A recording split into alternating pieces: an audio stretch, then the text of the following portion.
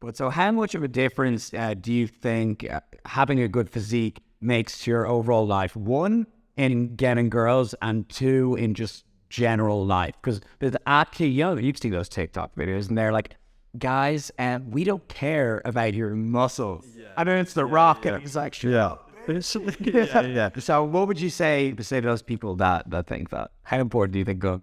Which, like, you get in shape and then you go, okay, like, there's a cap. There's a cap. Like, some guys, you don't need to look like fucking Chris Bumstead or The Rock or someone like that. Do you know what I mean? But if you get up to at least like a fucking 7 out of 10 in terms of shape, you're going to get a lot of female attention. The guys who go, oh, women are worried about bodies, and like she comes out and says, oh, it doesn't bother me too much. I kind of like a dad bod. I tell you now, like, obviously I can't tell you because you've lived it. I'm telling the audience here, get in shape, see what happens. Like, you know, like, you walk down the street, everyone's looking. Like, we were at the beach yesterday with you, doing all the footage, taking pictures. At the gym when you were cycling, there was one girl. I don't want to big you up too much. There was one girl, and she just like turned to the right. Imagine I'm facing that way, and then I've turned this way. She was going like that as she was training. And I was like, fucking tell me that this shit doesn't, like, we all love a good body on a voice. Do you know what I mean? It's a beautiful thing. It's an aesthetic sight. And it's hard work, dedication, radiates health. Yes, exactly. Actually, we're wired to see this as a good thing. Yeah. You know, I don't know how people even contest that being in good shape doesn't. I'd even like, you know, when I was kind of younger, like, you know, the first time I got ripped, you don't even have to be that big, you know, to be in the top percentile. Just lift weights a few times a week. But like, you know, you'd be at a pool club in Marbella or Ibiza, girls would be like rubbing suntan lotion on your hands as a joke, but they're also being serious, you know? Like, it's hilarious. People need to figure out the percentage game. Everything in life is a percentage game. Everything you do. Like, I tried to become a professional footballer when I was young. Got very close, couple injuries, you know, 18, playing for like Forest Green and stuff like that. So technically I did it, but I wasn't there long enough. I was there long enough to have like a cup of coffee and beds. Do you know what I mean? So I never claim it. But in hindsight, it's like me on Love Island. It's so, I mean, I searched it. You were there for 2 days. And I was like, what did he do? Technically, I was on. Came out just as white. Yeah. I think I lost in time. Took a shit. Yeah, we're done with it. It's like, put it in the bio. Yeah, and left it there for a year. I didn't even know you were on it. Yeah, you mentioned in so 2 days. Yeah, but like, it is a percentage game because it's like, I tried to become a footballer, but 1 million kids every generation, just in the UK, are trying to do it. Now imagine globally, and then there's a limited number of teams and stuff like that. It's fucking hard. It's like something like tennis. One guy makes it. That's not even a team. That's just one guy. It's really difficult. And I wish in hindsight I'd gone back and gone, what does nobody do? What does nobody do? Like, barely anybody wants to be, like, a lot of people want to be a professional chef, but compared to a footballer, fuck me. Like, if you just got good from like 5 years old and you dedicated hard to it, like, you would go to the top. And people need to understand the percentage game changes your life.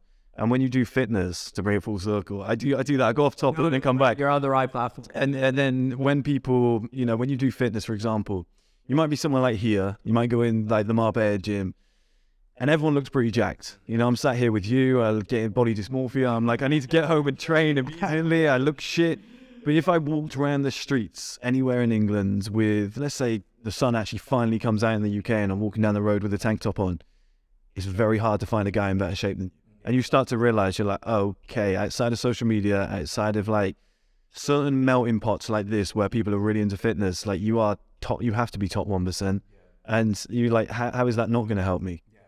Do you know what I mean? How is it not going to help? Talking point. Yeah. Like, oh, hey, what do you do work?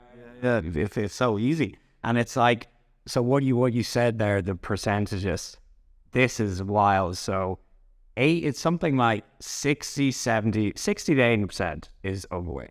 Like actually unhealthy, not forget aesthetics. I'm talking about health. Okay. And then that 20% like won't have a six pack or abs.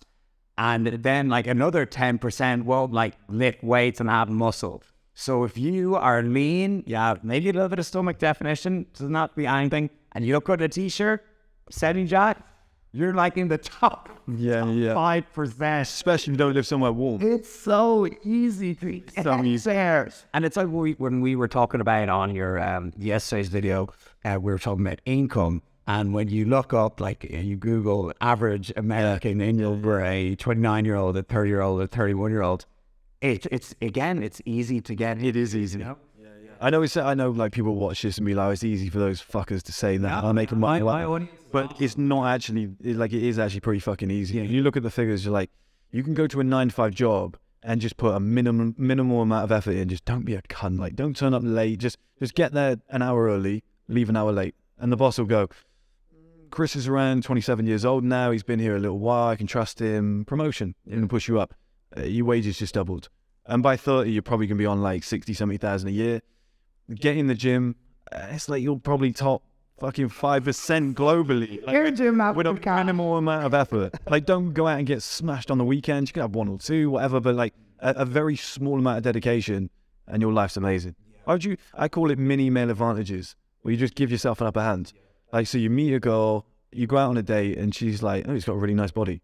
Oh, he's got low body fat. Oh, he's handsome. He looks good. Because if you're low body fat, you're handsome. Like, it's quite hard not to be. Do you know what I mean? If you're even older, it just works, right? She comes to your place, you got a really nice place. It's just giving you these advantages where it's going to lead to better things, or other guys will treat you with respect. And like, I don't know I don't know if you've worked in offices, but like, if you're a jacked guy, even the bosses respect you. I've seen memes where it's like, how's the boss going to be able to tell me what to do when I can deadlift like 250 or something? It's like when he knows I could just bench him above my head. And I had that in offices where like I was super underqualified to work in finance, and they'd just be like, I like this guy. He's big. He's kind of like in shape. Like he's a man's man. He's cracking a few jokes. He'll be great on a night out. It matters. Do you know what I mean? It gives you these mini male advantages. People will just respect you because of it.